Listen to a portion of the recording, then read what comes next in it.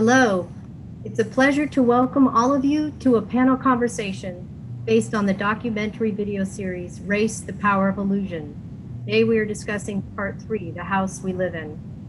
My name is Rachel Morello Frosch, and I am a professor in the School of Public Health and the Department of Environmental Science, Policy, and Management at UC Berkeley. Before we begin today's panel, I'd like for us to collectively recognize that UC Berkeley sits on the territory of Huichin, the ancestral and unceded land of the Tlaceño Ohlone, the successors of the historic and sovereign Verona Band of Alameda County. This land was and continues to be of great importance to the Ohlone people. The UC Berkeley community has and continues to benefit from the use and occupation of this land since the institution's founding in 1868. I'd like to thank the sponsors for this panel series, the Othering and Belonging Institute, the UC Berkeley School of Public Health, the Center for Research on Social Change, and the Center for Race and Gender. In addition, I would like to thank California Newsreel for allowing us to screen this documentary that they produced and invite our viewers to visit the documentary's website at racepowerofanillusion, all one word, .org, for a collection of resources related to this series, including a recording of this panel. Today's panel is the last in a 3-part series. You can watch recordings of previous panel conversations by going to the Othering and Belonging Institute's website and checking out their YouTube channel. In part 2, the film and panelists explored how ideas of race have evolved throughout American history, how structural racism continues to solidify the dominance of one group over others, and how American institutions were designed to privilege whites, ultimately concluding that we still have a lot of work to do. In today's panel, panelists will explore issues of racial formation and citizenship and examine the creation of whiteness as a new racial category that collapsed diverse ethnic European immigrants into one group.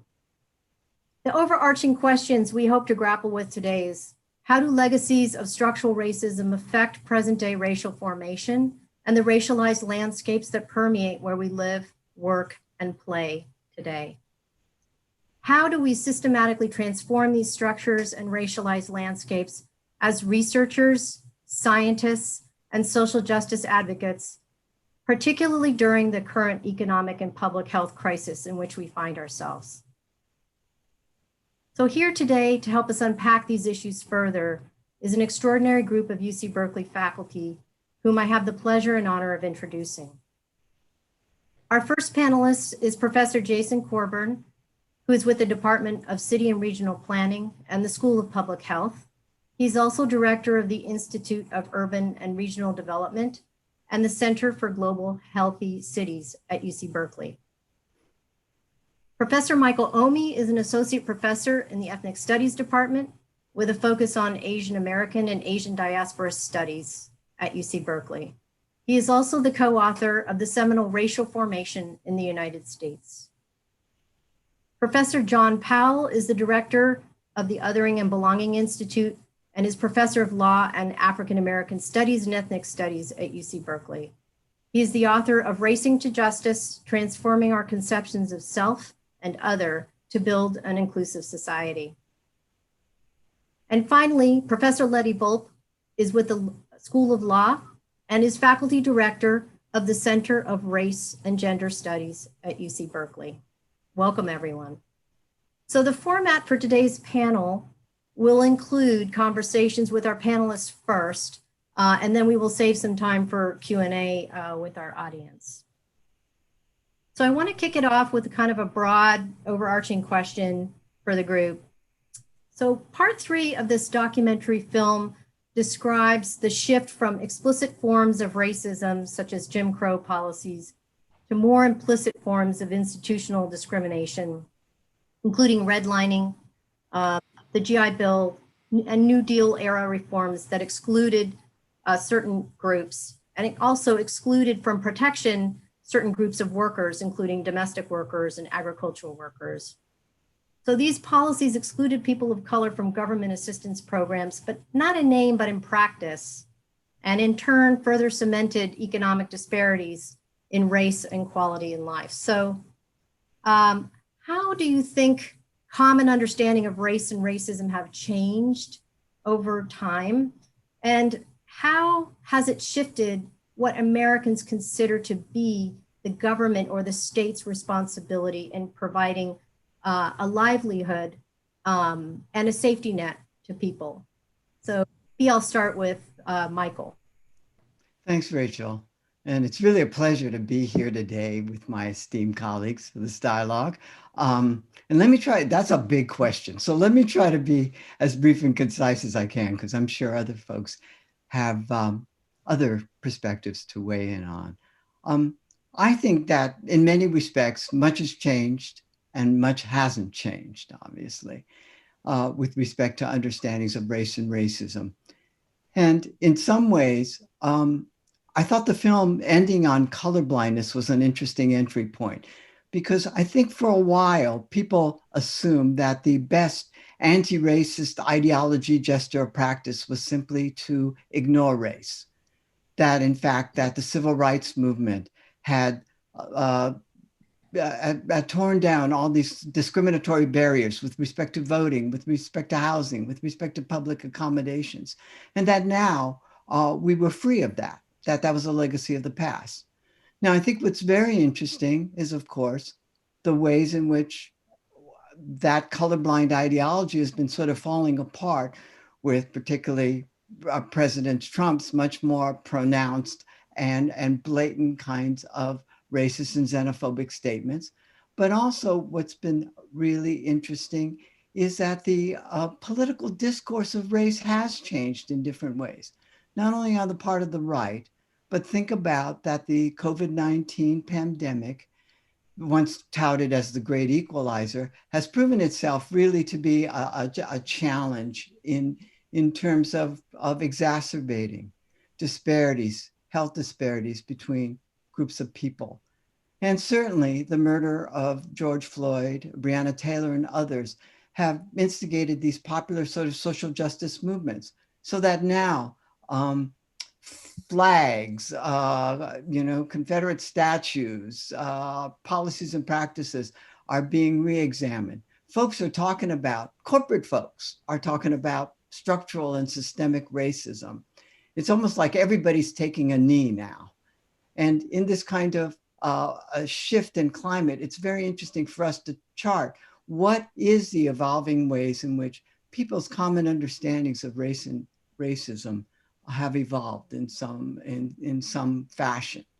And I think some other folks could talk more directly about the role of the state, or what people think of the state as being involved in this. But I wanted to just flag that we're sort of at a moment of inflection, a moment of change in our common understandings, that no longer can we say, well, bad policing is a result of a few bad actors. There's a few bad cops out there.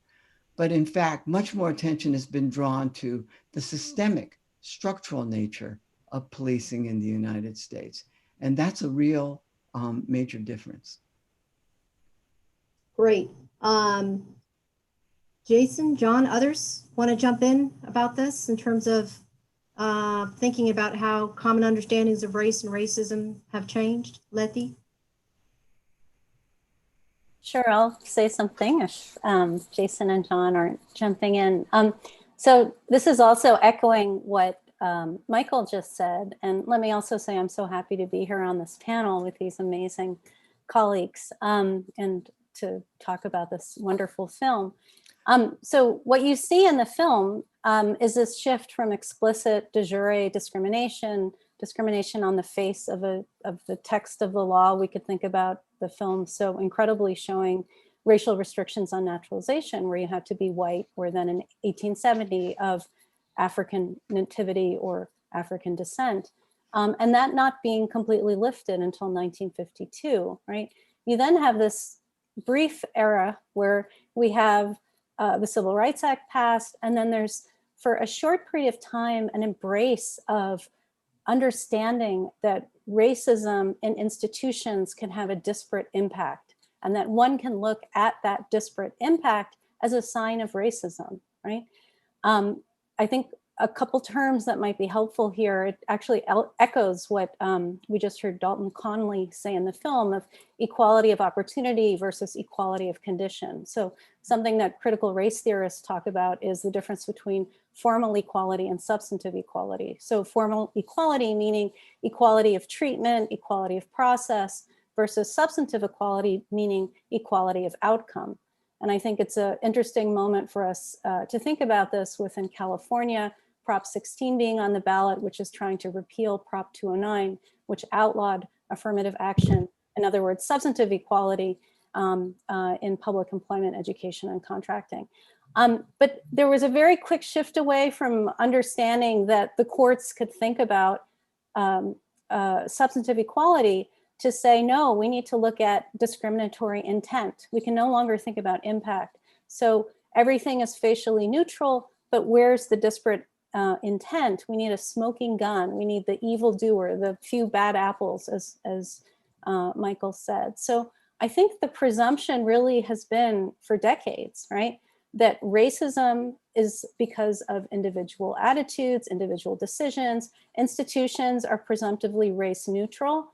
There's an ever increasing trend towards racial progress, and that the appropriate stance is color blindness, right? If you talk about race, you're racist, right? And if you criticize racism, you're being racist against white people, okay? So I think it is a good question for us to consider, which is whether, as Michael said, is it a moment now of, quote, everybody taking a knee? Is this a moment of shift, right? Where we're gonna see something different. Great. That segues really nicely into my next question, which is this film has talked a lot about the fact that land and wealth are at the center of racialized dispossession, particularly in the United States, from the displacement of indigenous people from their land to redlining and segregation of neighborhoods for African Americans and other people of color. So geography has become a major expression of race and class stratification in the United States, particularly in our cities, and that's something that the film emphasizes quite a bit. So I want to turn to Jason. Can you talk as a planner and a public health person? Can you talk a bit about how these patterns of racialized landscapes have shifted over time and why, and how do you see racialization playing out today in our cities and communities? Yeah, it's a great question, and I think a really powerful, statement that John made in the film about how geography does the work of Jim Crow, and I think that's for sure still with us today. So the idea that, as Letty and others said, that we would enter in a level playing field and then somehow acquire wealth through land, still kind of this myth, this narrative of the American opportunity, still with us. And I think the reality is that our institutions that control land and that allocate opportunity spatially have not changed much, and they're very local. At the same time, there's a strong role for the federal government. But I think what we saw in the film and what we still see today is the real power of local governments, cities, states, counties, to make these decisions, which both could mean opportunity, but I think to date has meant really a lack of really challenging racist land use decisions and access to opportunity. So we have things like zoning, like was mentioned, but we have other things like local housing associations and school boards and other local institutions that are really spatializing racism in many ways. So as you mentioned, Rachel, in the film, they talked about things like redlining, and it's not as if the legacy of redlining isn't still with us today. I mean, your own work and others here, and you have shown the health legacy of redlined areas today in terms of asthma rates and morbidity, mortality, and things like that. I mean, urban renewal, another policy mentioned, a land use policy, still with us today, the legacy of that. Racial steering by real estate agents and developers still happening today. So the idea that we are in a moment of greater awareness of structural racism and inequality and spatialization of racialization is true, but I also think the institutions, as we might expect, are much slower to respond. We've also see the criminalization of space still happening. So things like zoning, making it harder to be a street vendor, for example, and then you become criminalized to do that.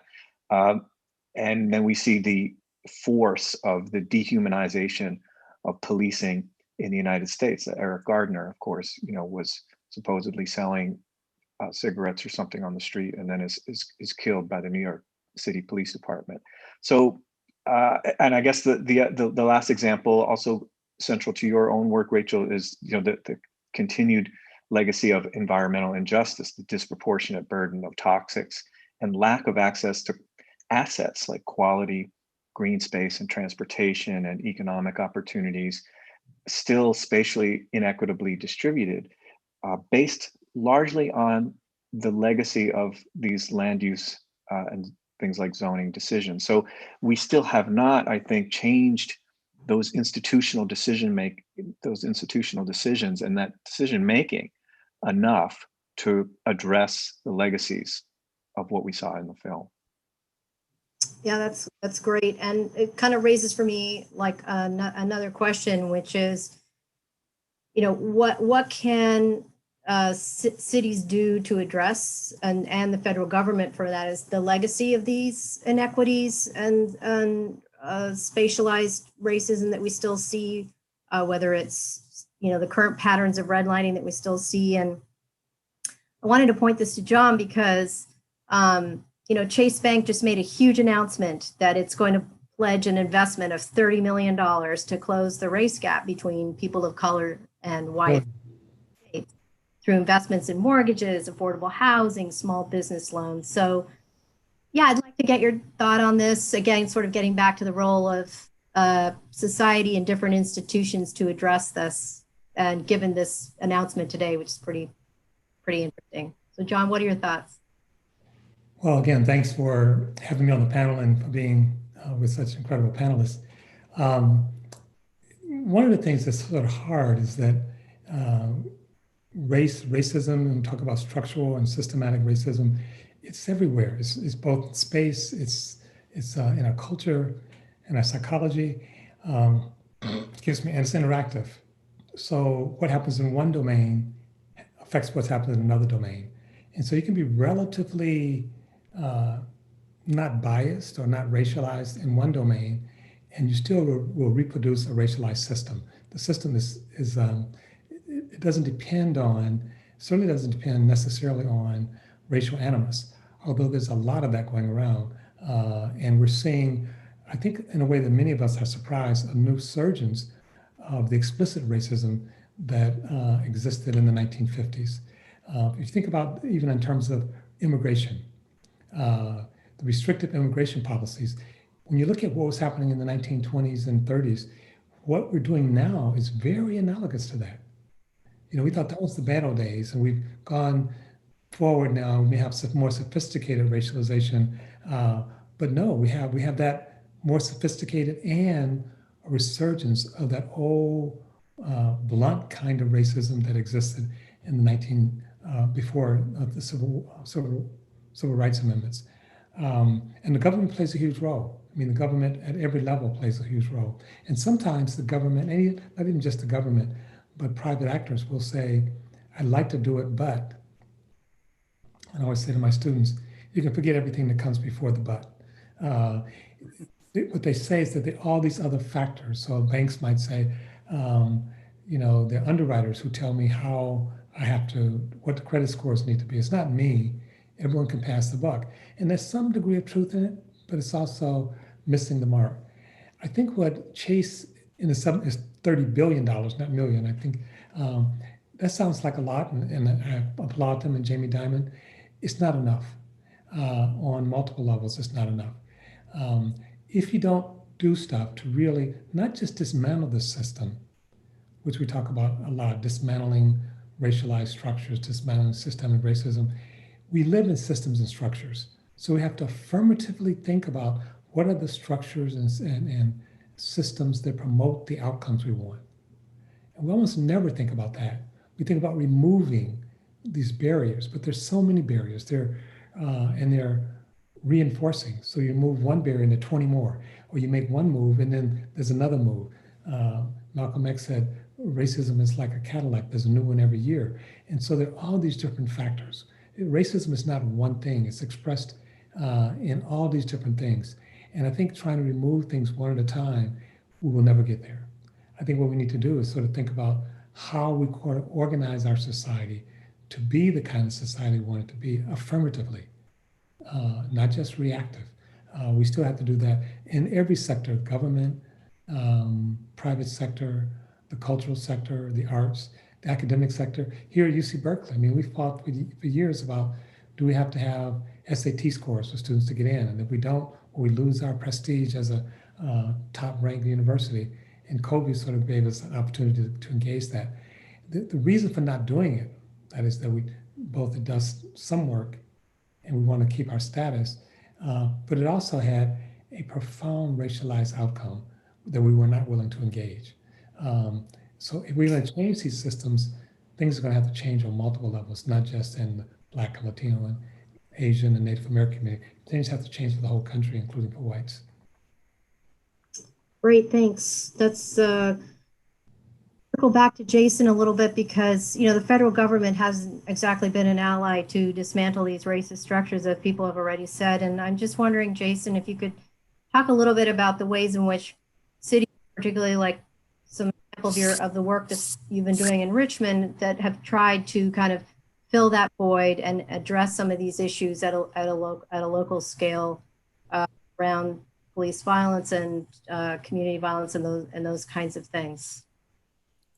Yeah, and I think John and others should weigh in too. But I think there's a couple of things happening locally, and of course, racism is deeply designed into all of our institutions and structures. So, like John just mentioned, one strategy isn't enough.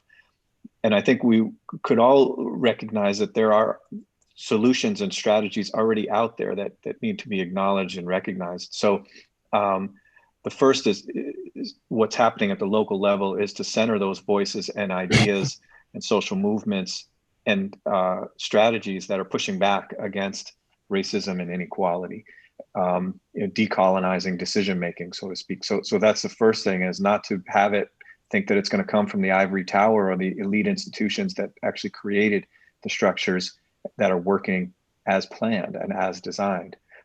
So recognizing some of that great work that is happening around the country and right here in the Bay Area. I mean, Cooperation Jackson in Mississippi around community land trusts, the Dudley Street Neighborhood Initiative, a community organization in Boston that controlled land and did development and housing and community facilities and a whole host of other things.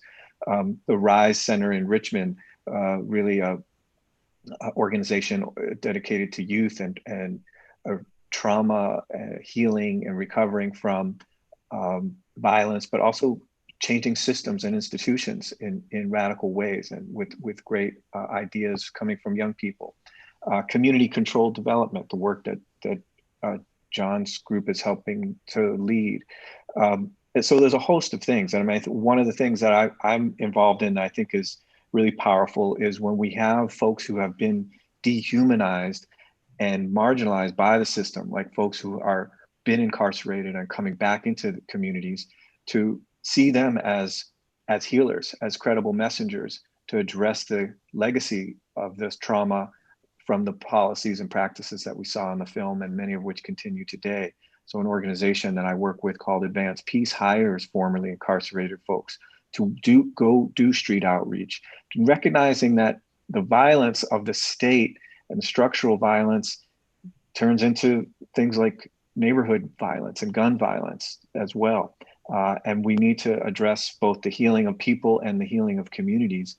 And that's got to be done through the valuing and centering of folks who have lived that experience and can bring that message to communities. And then it's also got to be institutionalized. It's not going to be one-off efforts just on the backs of nonprofits, but we've got to change institutions. We've got to move from cities that put 50% or more of their budgets into policing and dehumanization to 50% or more of their budgets into peacemaking, and have offices of peacemaking and hire local people to run those offices. There's no reason we can't do that. It's happening in communities, it's happening. And we need to learn from these, I think, not just experiments, but practices that are really changing the way we function as a society.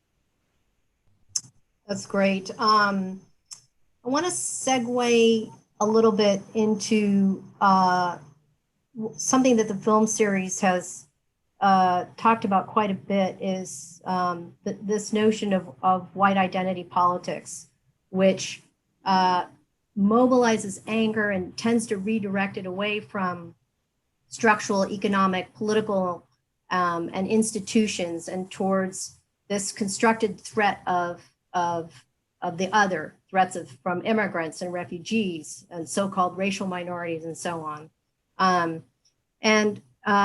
This echoes some of what Letty has written about, and even from an article she wrote a long time ago, The Citizen and the Terrorist, in which she talked about popular understandings of post 9/11 racial violence against perceived foreign threats, and as a result of displaced anger for the love of nation. And just this past week, we're reading headlines about a kidnapping plot against the governor of Michigan by a white militia. So maybe, Letty, we can start out with you about, can you talk a little bit about these themes and these conversations that you've had in your writings since post 9/11, and how they're playing out today, what you see is different, or is this more of the same?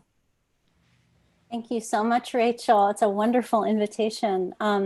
So I wrote this piece called The Citizen and the Terrorist very shortly after 9/11 to try to understand how it was that there were myriad thousands of hate attacks against persons who, quote, appeared Arab, Muslim, or Middle Eastern, and that people who conducted these hate attacks seemed to be informed by the policies of the US government, right? So they had been told through explicit racial profiling policies where the Bush administration engaged in interrogations, detentions, deportations, special registration, the absconder apprehension initiative, a number of different policies which were solely targeted at non-citizens, like special registration. It was directed at 25 countries, 24 of which had majority Muslim populations, the last being North Korea, right? Saying that all male temporary visitors of a certain age need to register. And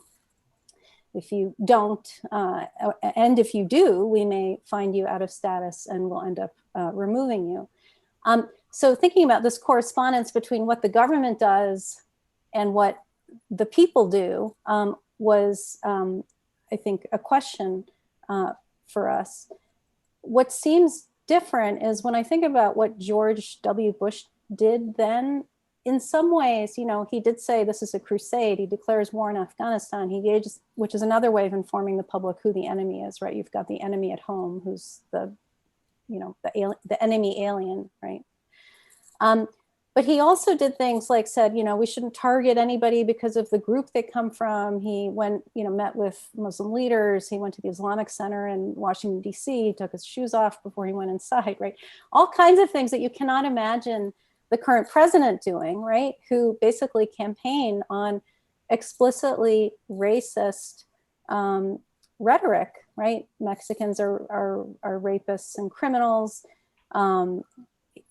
Parading out what he calls angel mothers or angel families, who are people who's have a relative who's been killed by an undocumented immigrant, talking about people from shithole countries, people from Haiti, from El Salvador, people on temporary statuses, just everything, right, that he's been doing.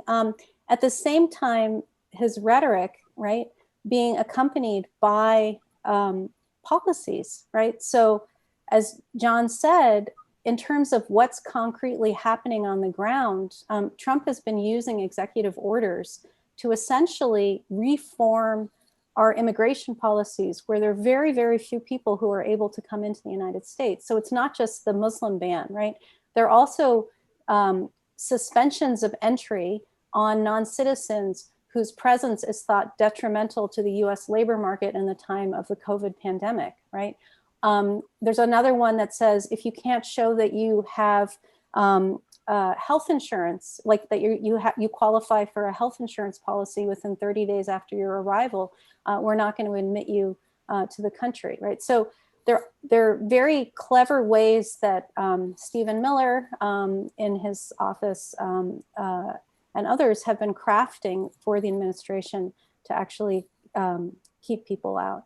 We can also think about the repeated invocations of the Chinese virus, right? And think about post-March, right? COVID-19 hate crimes. Like we have a whole phenomenon of COVID-19 hate crimes. Like how is that similar to the public being informed that this is who's responsible for a particular terrible phenomenon?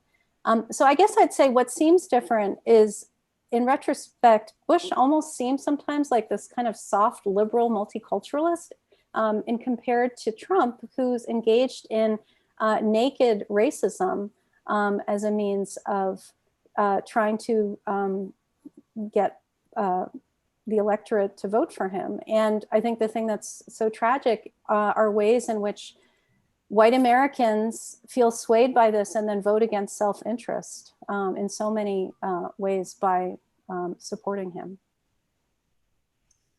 Yeah, so I want to turn to Michael and then John, but Michael, can you maybe, given that you wrote a book on this topic, what do you think are the implications of current forms of white identity politics for how we need to be thinking about racial formation today, given sort of the lay of the land that Letty just gave us?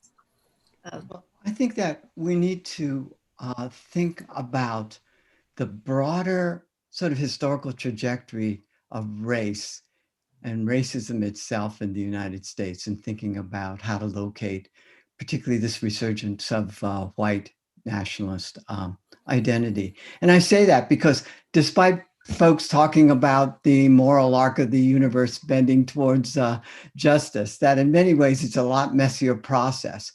And in fact, that there has been major moments in American history, Reconstruction. Think about the rise of Jim Crow terror supplanting that. And even the civil rights gains of the 1960s, how they were challenged on the part of the political right to contain those movements, those policies, those practices, trying to ensure a broader sort of racial equality, racial access, et cetera. And I say that because in many ways, it's always been surprising to me that this is not like just, we're not on a sort of a progressive, enlightened track with respect to race, that at any juncture, we can leap back. We could go back to a place we thought we wouldn't go back to, a very dark place in which biologically based notions about racism would surface again. And so I guess what I'm saying is that there's ways we've got to be really attentive that there's always a way in which we slip back with respect to these things.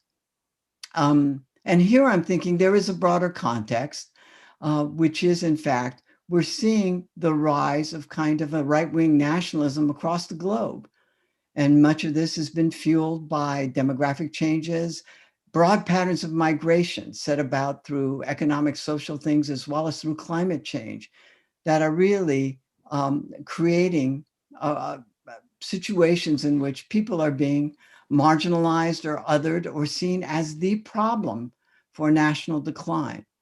And I think here in the United States, we're at a moment, we're seeing a whole sort of spectrum of groups, of white supremacist groups, of conservatives, in fact, that are making an argument that the country's demise, why we're falling out of favor in the world scene, why we are falling apart as a nation, is in fact because of race, of the racialized other in our midst that we have to keep out. Build a wall, you can't keep out that Chinese virus, but you know where it came from. There's ways in which all these things are being sort of suggested here. I guess what I want to say is that we're seeing the explicit rise of these things. And it's been very interesting that white racial identity is very politicized in the current period. And it's up for grabs. Will folks take a progressive direction, or will there be a deepening of white racial reaction? I think sometimes about, Gore Vidal once said, "We are the United States of amnesia. We learn nothing because we remember nothing." And I think that's quite right, that unless we look at the twists and turns of the kind of racial politics, the trajectory of racial understandings over this past, century, we really won't get at what, in fact, are the roots which are animating the kind of current reaction we're seeing on the part of folks like the Proud Boys. That's great. And I want to circle back to that question of history and knowledge of history. But before I do that, John, you've argued before that white people need to cultivate a new relationship to whiteness. And what would this new relationship to whiteness look like, in your view? Well, it's a great question. Michael just suggested that, let me back up. What I'm suggesting is that there's actually going to be more than one expressions of white identity, and always has been. And when you think about white purity, for example, whiteness has been associated with purity, not just in a biological sense, but also in terms of a cultural sense. So when we look at the turn of the 20th century, the concern was even Southern Europeans and Eastern Europeans were going to contaminate this white purity. And of course, anti-miscegenation laws were about white purity. And the Proud Boys and Trump himself, they're obsessed with this kind of white purity. And what you see as you move around the world, different groups have a different ethnic purity. So purity itself becomes part of the problem. Of course, no group is pure. I mean, that's a fiction, but it becomes a psychological point, both of organizing, but also terror, that we're going to lose, for these white people, we're going to lose our purity.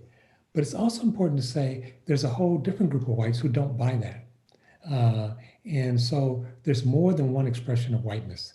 And I think we have to both acknowledge that and lift up a more positive expression. A more positive expression, from my perspective, starts with the notion of challenging both purity and dominance, because whiteness in America, and America itself, is deeply associated both with purity and dominance, the right to dominate. So when you think of the white man's burden, what is that? His burden is to actually civilize and control the rest of the world. And to a large extent, the United States has not rejected that claim. And to be, just to name it, I've spent some time in China, and I'm very troubled by a lot of things I see there. But I also believe that the vitriolic from China about China, especially come from the Trump administration, is also about white dominance. That the idea that a non-white country, in fact, when Japan defeated Russia, I think it was 1906, part of the Western response was not that two countries fought, is that a non-white country had defeated a white country. It's like, oh my God, what's the world coming to? And I think that's part of our angst, is that can we, in fact, there was a headline in the paper, one of the papers about 4 or 5 years ago, saying with the rise of China, that we're entering into a period where the first time in 300 years, the world might be led or dominated by a country that's not Christian, that's not democratic, and that's not white. And it's like, you know, the Democratic Party maybe I have some sympathy for, but not Christian and not white, as if the natural order of things. And so a new white identity would be one where whites did not assume or practice or perform dominance, that they have a right to dominate. Instead, they recognize, and some are doing that, but we need help. We recognize we're in profound relationship with each other. And we do this together, and not just in the United States, but in the world. And the physical space is another expression of white purity and white dominance. We need to keep the neighborhood white. We need to keep out, you know, contaminating elements. That was the United States thing in terms of redlining, that non-whites were contaminants. And you only allowed them in where you could control them and dominate them. And so that's sort of so deeply cooked into the identity of whiteness that most people just sort of assume it. So I think that's one of the major changes. And I think you're going to see expressions of both. I think you're going to see people, white people, trying to live and be different. And you're going to have white people who are deadly afraid of what happens when the country is no longer majority white and what happens to our, I mean, as you know, California crossed that Rubicon some time ago, but the data shows consistently that most white Americans, even liberals, become anxious when they think about the country not being dominated by white Christians. Yeah, yeah. So that gets me to my next topic that I wanted to cover, which is, because I think what everyone has just said in relationship to this last question is the fact that the critical education around race formation has been eroding. Just earlier this week, you know, Governor in California, Newsom, vetoed a bill to introduce ethnic studies into California curriculum. This move has had resonance with the timing with the federal government's actions, which over, you know, a few weeks ago, the Trump administration issued an executive order that explicitly bars federal agencies and contractors receiving federal funds from promoting quote unquote divisive concepts, such as the idea that the United States is fundamentally racist or sexist. And it has explicitly called out work around critical race theory. The 1619 Project have been listed as explicit targets. So, you know, pointing to an escalation in, you know, what some people have called the culture wars, and which has now expanded to educational projects. So I'm wondering if the panelists can talk a little bit about the importance or necessity of education around race and what you think is at stake right now. And what is the significance of these projects that many of us have been working on like these panels, including this one, the 1619 Project, and other things. Yeah, maybe I'll start with John.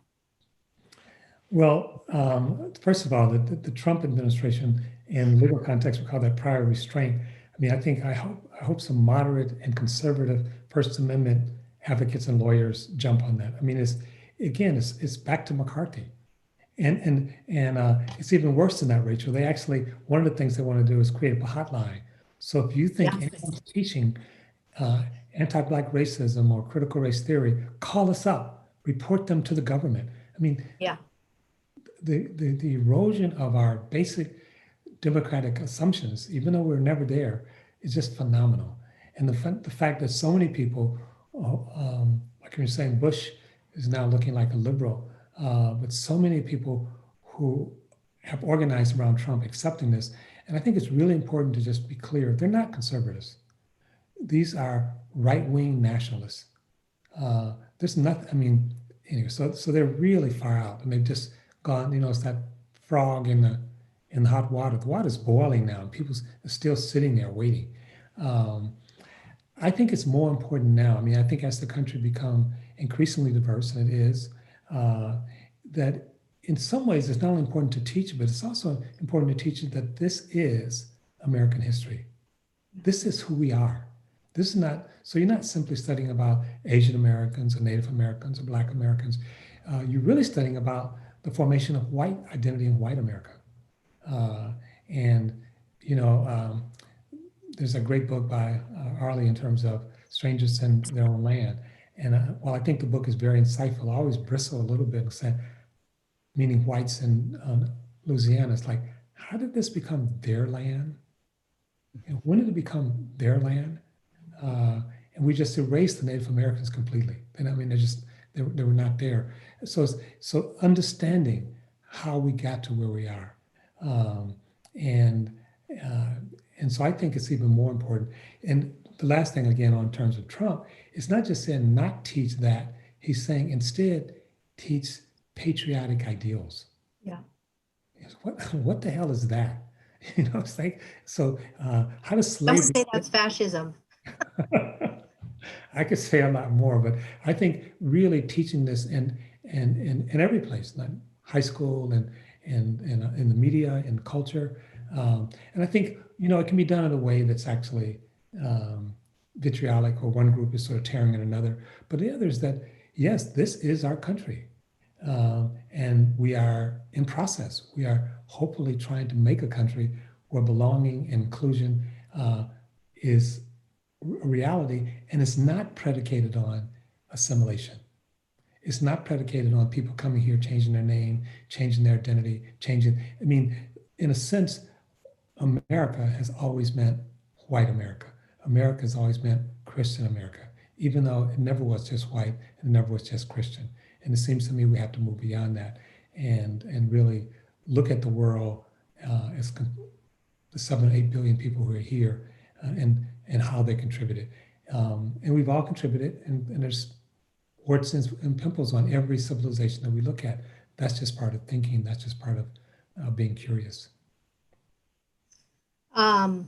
Letty, do you have thoughts on this? And I just also want to point out, you know, this also harkens back a little bit to the red baiting, and I don't think there's any irony in that. Roy Cohn, the brainchild of all the red baiting, is huge mentor to Trump. So some of these does feel like history repeating itself. But yeah, Letty, any additional kind of final thoughts on this question of education?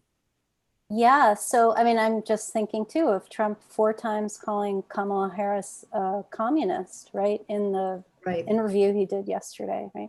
So I think, I mean, I teach an excerpt from this very film to undergraduates when I teach my legal studies course on immigration and citizenship, and people are really shocked. They don't know this history. And I think it's also, just to supplement what John and Jason and Michael have been saying, it's like, people sort of swim in the water, in the boiling water where they are, or the air that they breathe. Like, the current setup is naturalized, right? People think this is the status quo. They have no idea of the history that led to this place of disparate entitlements, right? And people think they deserve the position that they're in if they're in a relatively good position, without thinking about the kinds of questions of intergenerational wealth transfer. And just to make a point about local stories. So one thing not mentioned in the film is about racially restrictive covenants, right? So these private contractual relationships where on the deed to the house, there'd be a covenant saying no person who is Asian or Black, using oftentimes other language, can live in this house. And these covenants were all over Berkeley, basically all property that was east of what was then called Grove Street, which is now MLK, and all property north of Dwight Way, right? And that continues to shape racial practices in terms of where people live in Berkeley. You see the intergenerational transfer of wealth. And I'm also thinking that Vaishno Das Bagai, right, who wrote that really desperately sad suicide note to his wife. The city of Berkeley just named a street, Kala Way, right after her, because she had tried to purchase a house and her racist neighbors basically hounded her out of Berkeley. So I think there's so many ways in which, you know, I've seen these examples of how this particular history text is taught in Texas versus, you know, the Northeast. I'm thinking of Lynn Cheney, right? There are all of these projects to try to reshape what happened here, and this kind of amnesia, right, that's already been mentioned. And if people don't know this history, it's all disappeared, right?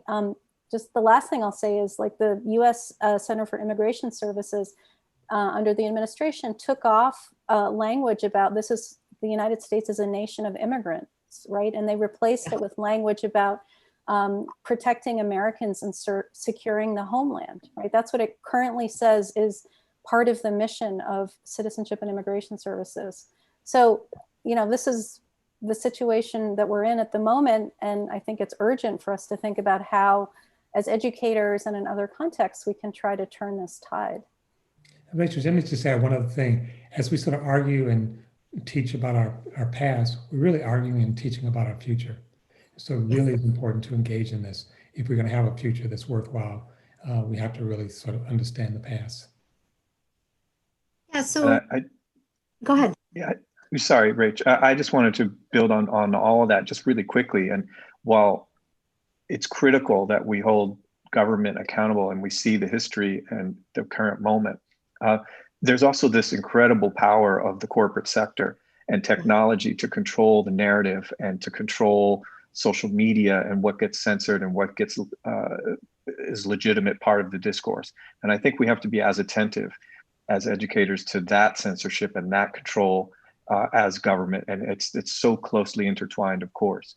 And we see that obviously happening today. So I think we need to be as critical of the corporate influence over discourse, narrative, policies as we do of government at multiple scales. So that brings me, this is great because this brings me to an audience question, an audience member's question which is, what systems or structures do you think are most important to dismantle and to address, you know, these forms of racism that were covered in the film, but also, you know, environmental racism, which some of you alluded to, and you know, maybe let's start with Jason and round quick. Well, just quickly, and I'll turn it over to my colleagues. I mean, as John and others have said, I mean, it's not about one institution only because these things are so interconnected and overlap and inform one another. They're co-constituted. For sure, racial residential segregation is a major one. We have not addressed the legacy and the current role of that. And I would say we need to be much more explicit with that. And my second would be how we reify race and racial categories in science and medicine. And we continue to do that, you know, from eugenics on forward to through today, whether it's in pharmaceutical drugs or research in our own labs right here on the Cal campus. We need to be much more critical within our own institutions of power, particularly in the sciences and with data and data science around the categorization of people and how that gets reified into blame and policy.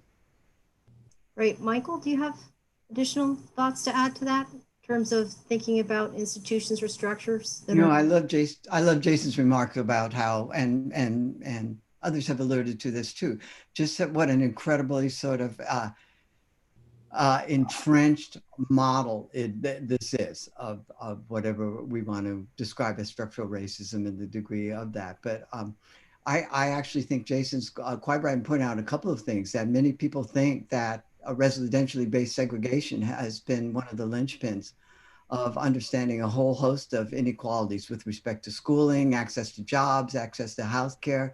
So there are these particular nodes that are very influential with respect to the inequitable distribution of resources and of course of rights itself.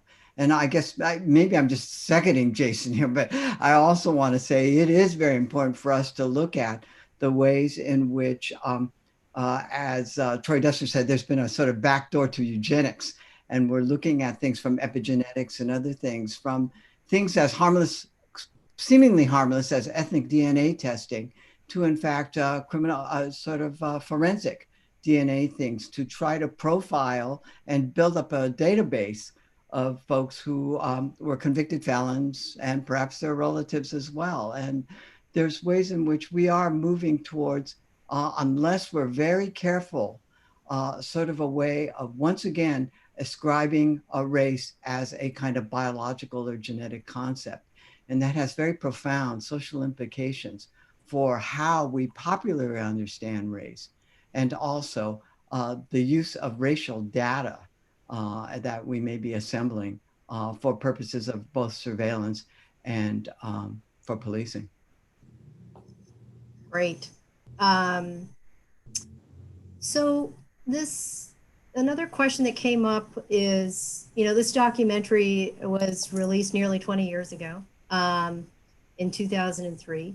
So I kind of want to go around and get sort of your quick input as to what issues or topics would you bring into this film if you were to update it? What additional things would add complexity to the story that has been told in this film series, and how would you update it? So maybe we can start with Levy. I'm actually thinking about ways stories are told in the film that it's actually not updating, but it's making it more complex. And so one of the moments that you see is Pilar Osorio saying that in 51 of the 52 cases that were protesting their restriction from naturalization on racial bases, they said, consider me white, right? And so there's one case where somebody said, actually consider me of African nativity or descent. And he's somebody who was 3/4 indigenous and 1/4 Black. And they basically said, you're not Black enough to naturalize, right? So if you were more than 50% either not Black or not white, that meant you couldn't naturalize. But I think it's actually a really interesting question, which is, well, what if some of these litigants had actually said, consider me of African nativity or descent, right? Would courts have ruled differently? And I think it raises important questions about cross-racial alliance and solidarity that the film, doesn't really deal with, right? It's sort of thinking about these different groups in a segmented fashion in relationship to whiteness. Anyway, so that's something that I would say. That's great. So in the 1 minute that we have left, John, do you have thoughts about how you'd update this film? Yes, 3 things very quickly. 1, power. I think people having the power to decide and co-create the world they live in. And 2, complexity. And by some accounts, the fastest growing group in the United States are multi-ethnic, multiracial. And what that means is not clear, but it does mean something. And 3, that there's a global phenomena in terms of othering around national identities that we're a part of, and how do we affirmatively create and move towards something different. Great. Michael, any missing tidbits? Jason, any missing tidbits that you would insert there for the film? I mean, all the problems remain the same. I would say what I'd like to see is some discussion about what it would mean to jumpstart a kind of national dialogue around these issues, to be able to grapple with the impact of structural racism. And let me just say that I think we're at a moment here where, I'm sort of wishing for the third Reconstruction to come along. But what's interesting is that we seem to have this incredibly polarized thing between a white racial reaction and also now a growing, spurred on by Black Lives Matters and others, a growing sort of radical social democratic movement. And it's going to be really interesting to see how those things play out. And this is what I like to say. What's the kind of political landscape in which these things get played out? Okay, I'm going to let you have the last word. Thank you, everyone, to our panelists, the audience, and our sponsors, the Othering and Belonging Institute, American Cultures, Berkeley School of Public Health, Center for Research on Social Change, and the Center for Race and Gender. Thank you, everyone, and have a great weekend. Thanks for a great discussion. Thank you. Thank you. Thanks. Yeah.